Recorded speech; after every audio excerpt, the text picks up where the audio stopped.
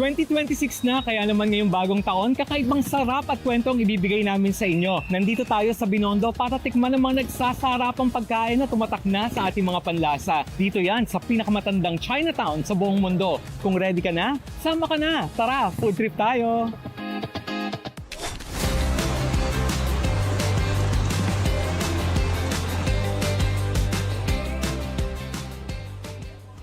Isa sa mga pinupuntahan dito sa Binondo ay ang Cafe Mezzanine. Kaya naman ngayong araw, di lang natin titikman ang kanilang nagsasarapang pagkain. Makikichika rin tayo kung bakit to tinatawag na Fireman's Coffee Shop.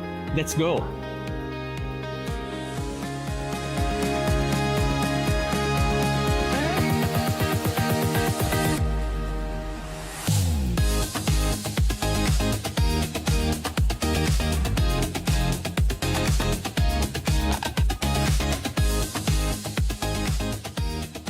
So eto na tayo ngayon, kasama natin ang owner ng Cafe Mezzanine, si Mr. Jeric Chua, para samahan tayo tikman yung napakadaming pagkain dito. Tinanong ko sila kanina kung ano yung mga best sellers nila. At eto yung binigay. Hindi ko alam kung paano ko to ubusin, pero definitely titikman natin isa-isa at ipapakilala sa atin ni Jeric kung ano-ano yung mga specialty nila na nakahanda dito.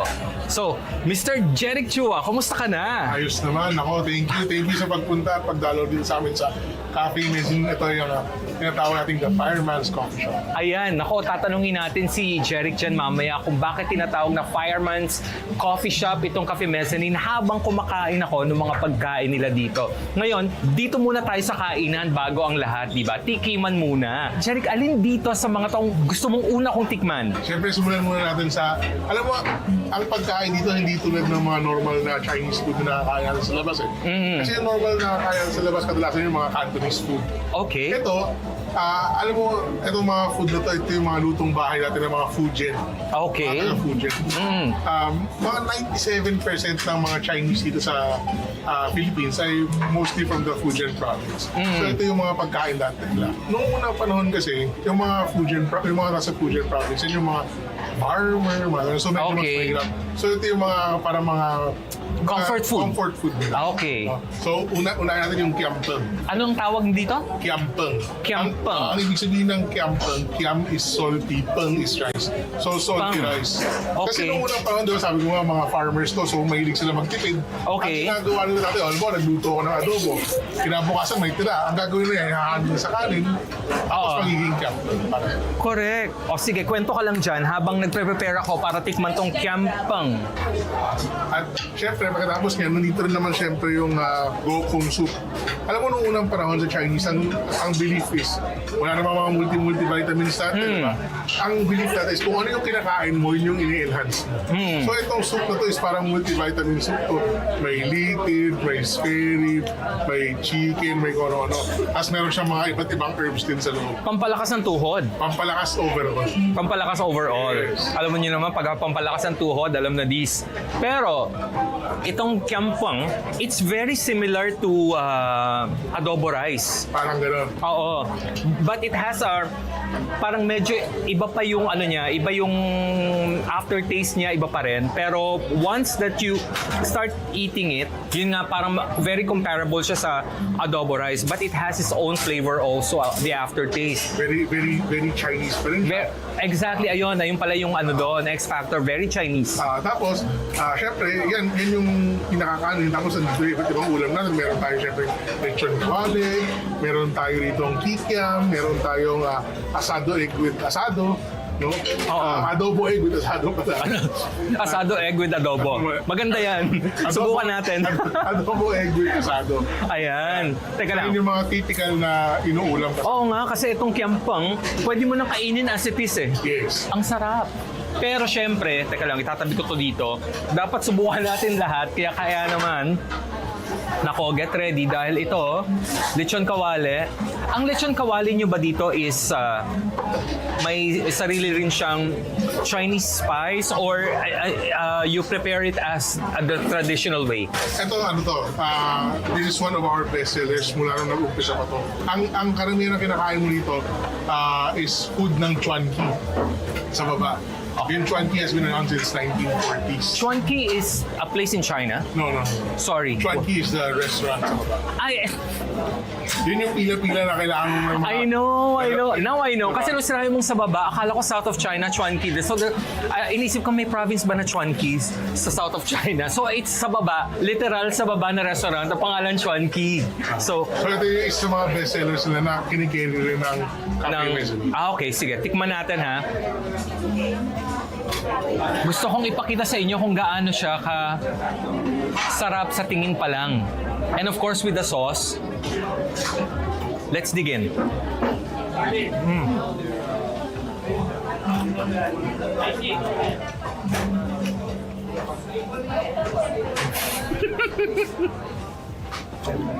Masarap. Kung hindi ko lang kailangan kausapin si Jeric, hindi ko natitigilan ng pagkain nito. So, ni-istorbo ako ni Jeric. Speaking of Fireman's Coffee Shop, ayun yung gusto kong itanong kanina pa, bakit tinatawag na Fireman's Coffee Shop ang Cafe Mezzanine? So itong Cafe Mezzanine nag-start to nung mga December 1997. Okay. Ang reason kasi, alam mo, kami yung isa sa mga prominent people pagdating sa firefighting, sa mga... So, ang problema lagi is, alam, sa mga bumbero, napaka-importante nung funds para makaresponde kami. So, mga volunteers, diba? So, napaka-hirap humingi ng donations. Oo. Diba? Bakit? Kasi, pag humingi ka ng donations, laging may gustong kapalit yung mga tao. So, Okay. pag halimbawa, nag-donate ako sa'yo, pag nawala kami ng tubig, kailangan unahin mo kami, bigyan mo kami tubig. May ganon? Pero may mga ganun dati. So sabi nung father ko nung nakuha nga niyo to, nung itong Chuanqi, sabi niya, hindi, taas gagawin natin na 100% ng kikitain nun, i-donate natin pang pondo ng mga efforts sa firefighting, sa ano nga, dyan sa Binondo Paco Volunteer Fire Brigade, tsaka sa Next Fire Philippines. Oy, good job. Since 1997 hanggang ngayon, 100% ng kita ng Cafe Mezzanine na pupunta ron. And it's almost 30 years na nagsusupport ang Cafe Mezzanine sa mga fireman dito sa Binondo lang ba? Ang Binondo Paco is based in Binondo. Pero yung Text Fire is actually a mother organization.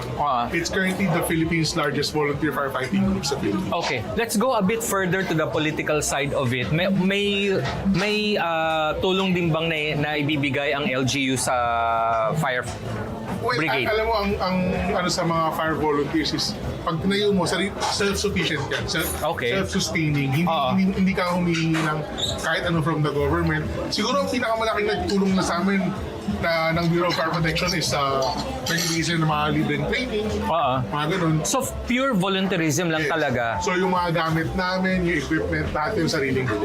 Kaya naman sa bawat pagkain ninyo dito sa Cafe Mezzanine, hindi lang kayo nakakatulong sa ekonomiya, nakakatulong din kayo sa mga bumbero. Well, actually, isa nga sa inaano namin dyan. Pag kumain kayo sa Cafe Mezzanine, hindi ka lang nabusog, you're dining with the host. Diba? Nakakatulong ka.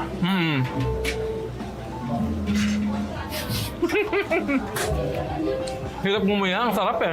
So ngayon, anong susunod natin titikman? Gusto kong tikman tong pampalakas overall. Ito, gokong soup. Try mo yan. Ito, dahan-dahan niyang pinapakuluan. So, around 48 hours. Kaya ito, pag malamig, nagiging jelly-like. Okay, so hindi pa siya jelly-like, kaya medyo mainit-init pa siya. So nakikita ko nga merong mga may anong tawag dito? Iba-iba yan. Meron niyang kamto yung tiyan. Kamto, yeah. Oo. May litid, no? Ito yung kamto, nakita ko, oo. So talagang all-in-one yan. Kaya tikman mo na. Ano pa ba hinihintay natin? Let's go! Tapos yung soup niya talagang very herby. So pagka pagpagod ka na, gano'n. Very- So, ito sa mga... very sarap herby. kainin. And it's almost, not the lasa ha, pero yung how you see it, it's almost medicinal. Na parang pagka may sakit ka, this is like the food that you need to eat para bumaba yung lagnat, ganon. Ano to isa sa mga comfort food. Masarap. At ang parati kong unang pinapansin sa food is yung salt level niya. Hindi siya maalat. It's just right. Tama lang yung lasa niya. Hindi ka mauumay. Considering na iba't ibang klase ng meat parts ang nandito. Tsaka, alam mo yung litid, di ba? Normally yan, malutong yan. Matigas. Makunat, ganyan. Pero ito, talagang malambot na malambot. yung litid na nandito, almost jelly. Tapos itong tuwalya ba to? Hindi. Yung litid na kain ko na kanina. Yeah, may litid pa siya. Is this the one? Yeah. Talaga namang napakalambot. Ayokong ubusin, baka mabusog ako, hindi ko na kayanin yung iba.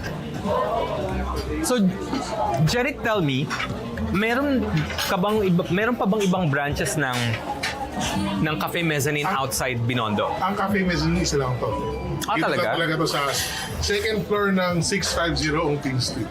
Pero aside from Cafe Mezzanine, meron naman tayo mga iba't ibang restaurants. Yung Chuan King, we have 2 branches of that. Dito sa Ito yung nasa baba? Yes. Okay. Tapos meron tayong yung Rape Buddha Cafe, may Mr. Ube pa tayo. So we have different offerings for different brands. So madami talaga, nag-venture out ka on different varieties of Iba-iba rin yung klaseng ng pagkain.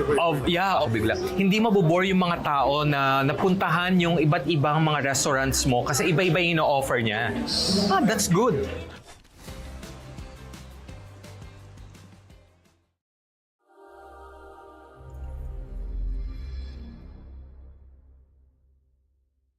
Abangan ngayong Pebrero 2026 sa DATV. Metroscape. Hi, I'm Plan. And I am Jaisel. Samahan niyo kaming libuti ng mga urban areas dito sa Pilipinas. At hanapin ang hidden gems, masasarap na pagkain at magagandang art scenes. Hip music spots, pati na rin mga one-of-a-kind staycations. Name it and we'll find it. Dito lang yan sa Metro Escape sa DATV.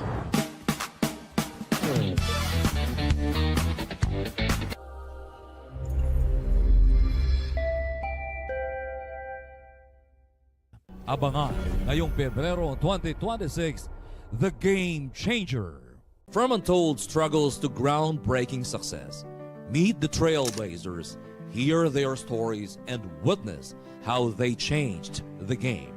Catch veteran broadcast journalist and multi-awarded public service program host Ox Balyan as he sits down with the movers, the visionaries, and the real-life change makers who transform their communities and our world. Their stories, their struggles, their triumphs. They are not just players, they are the game changers.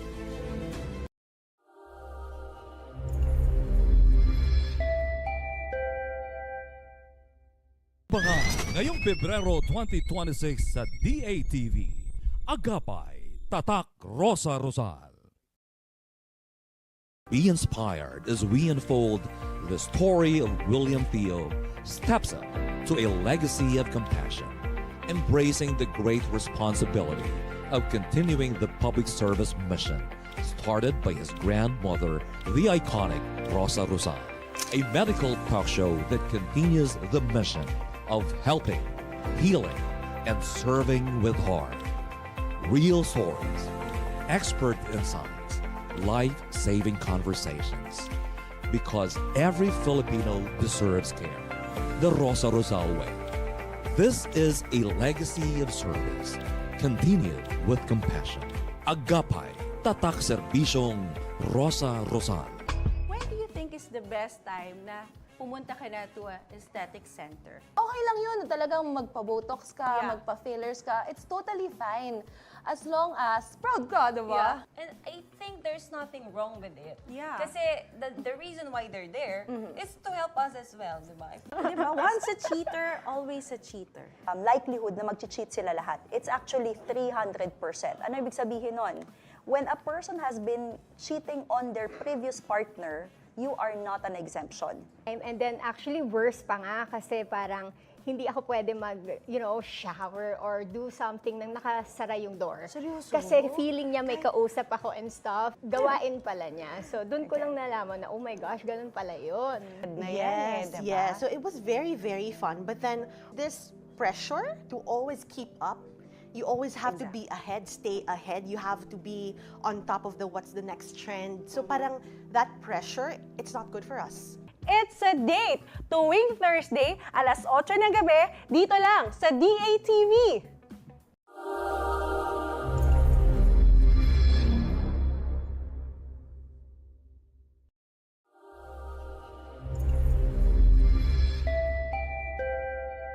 Abangan ngayong Pebrero 2026 sa DATV, The PH Insider on TV. In a nation of opinions and power plays, one show dares to look deeper, beyond the headlines, beyond the noise.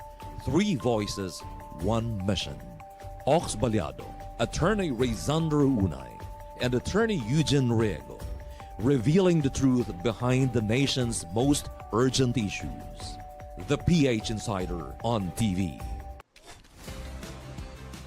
So dahil madaming restaurant at madami pang pagkain natitira dito, kailangan na natin tikman lahat. Ito, I think this is Kikiam. Yes. Nako, inggitin ko muna kayo. Dahil nandito tayo sa Tara Food Trip tayo, makiki-food trip ako mag-isa muna. Jeric, ayaw mo ba akong samahan? Kala ko, gusto mo ubusin mag-isa eh. I have to apologize. Hindi, sa sobrang excitement ko sa pagtikim ng mga pagkain dito, hindi ko nayaya yung mismong may-ari ng restaurant na kumain kasama ako. Pero Jeric, please, you're very much welcome. Join me. Thank you, thank you. So ito naman, itong kikiam.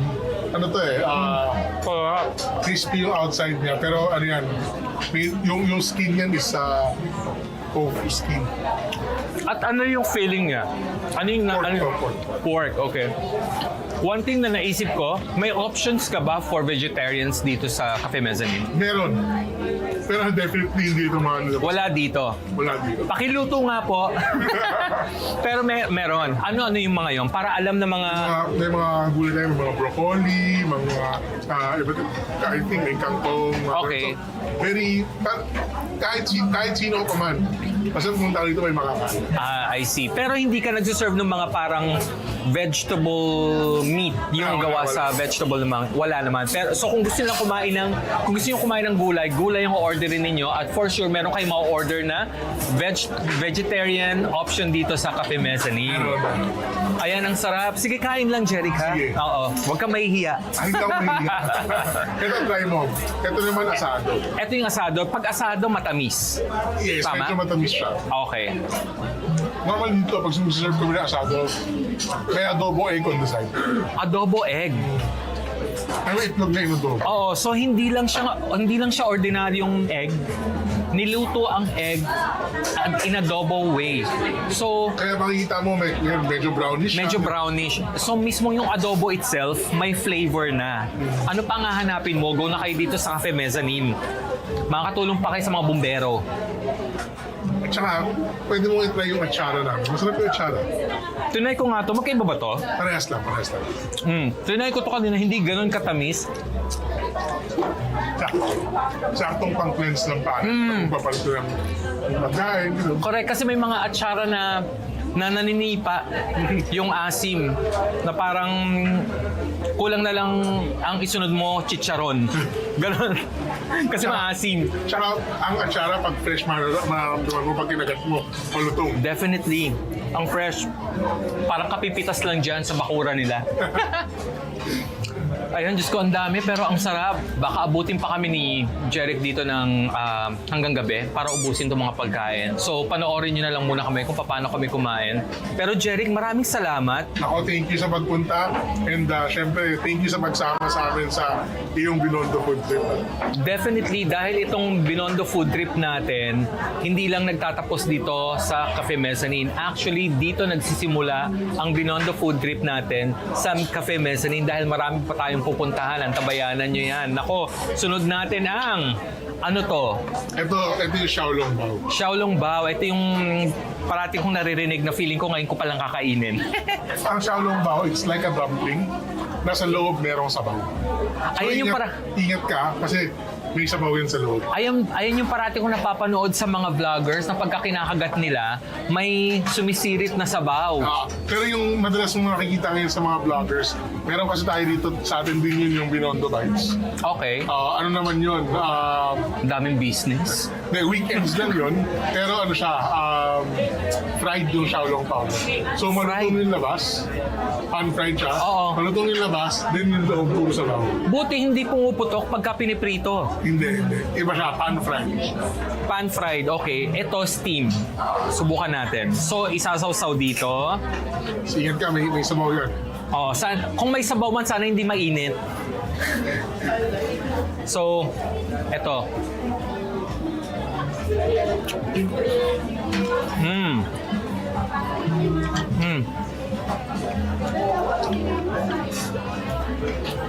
Anong feeling nito? Pork din. And I think ginger-based. Yung feeling. Yung sabaw sa loob. Meron din ko. Kasi very potent in a very good way yung ginger. Masarap siya. Hindi ganon ka thick yung wrap nung Xiaolong Bao, kaya hindi siya chewy kainin. Tsaka, ang key talaga dito, pagkakainin mo, is yung saktong-sakto galing sa labas na, pagkalabas kakasteam, parang yung mausok-usok siya. Yun ang the best time na kainin ng Xiaolong. Para mapaso ka ganon. Para mapasok ka. Dagdag sa experience. Pero okay din aside. Iba kasi yung, alam mo, sa kahit anong pagkain, basta mainit, nagdadagdag na sarap. Pero I'm just glad na at least hindi ako napaso, hindi naman siya ganun kainit, pero hindi nababawasan yung sarap ng Xiaolong Bao ng Cafe Mezzanine. Kaya, nako, ilan na ba? 80% we're done with the food dahil meron pang na doon. Tinititigan ako, alam ko wala silang mata, pero alam ko tinititigan ako nung dalawang yon. Ano tong isa na may miswa? Miswa ba to? Hindi ko nga alam kung ano yun eh. Kayo umupo. Ano ba? Nako, aabutin ko na ang isa sa mga controversial soup of all time na talagang dinarayo ng maraming mga tao. Kailangan mo tumamaya kasi medyo mahaba-haba pa ilalakarin mo. Oo. Kailangan mo ng pampalakas. Oo. So, Alam niyo na ba kung ano to? Siyempre, hindi pa kasi hindi ko pa sinasabi sa inyo. Ito ang kanilang... Order nito, favorite nila ang mga pampalakas. Na-recommend sa akin to kanina. So sabi ko, why not? Kasi I haven't tried this. Hindi ko pa nasusubukan kumain ng soup number 5. At kung familiar kayo sa soup number 5, ito po ay isang clear soup supposedly, no? Na may nakasama ang cow's testicles. Siyempre hindi ko na siya tinagalog para mas okay naman pakinggan. Ano to? Isang believed to be an aphrodisiac. Is this just among Chinese community or... Di ba sabi ko nga sa'yo, sa Chinese kasi lalo na nung unang panahon, ang belief talaga is kung ano yung pinakain mo, yun yung ini-enhance mo. So kung kaninang sabaw kinain natin ay multivitamins, okay. Ito pampalakas. Ito yung sinasabi natin pampalakas ng tuhod, hindi lang balot. So pwede rin pala ang soup number 5. Kaya naman ito, tinititigan niya na ako. Nagipagtitigan na rin ako, pero kailangan subukan natin para malaman natin kung gaano kasarap. Ano to? Ito na ba yun?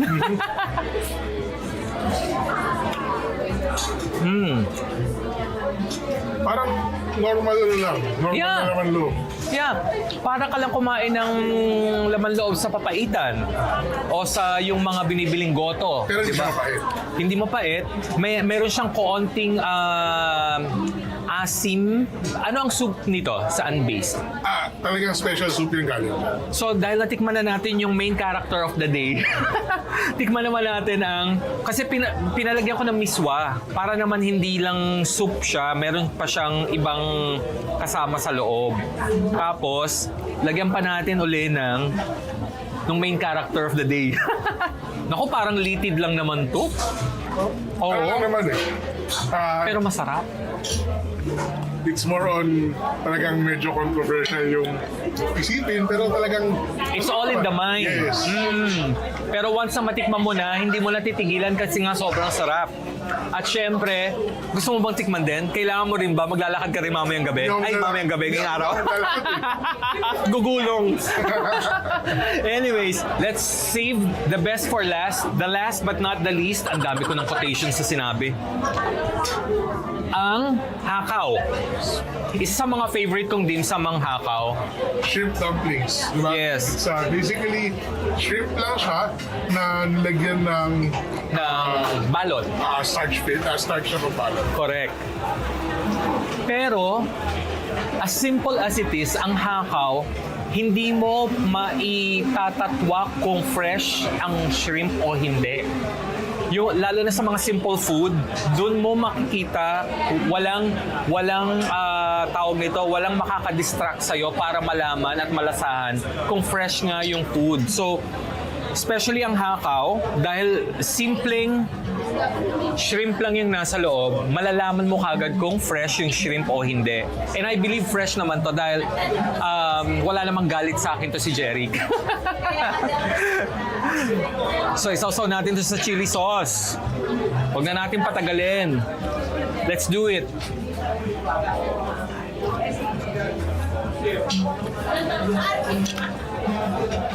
Order pa ng 5. Sarap. So, gawin natin 10. Why not? Ayan, nako.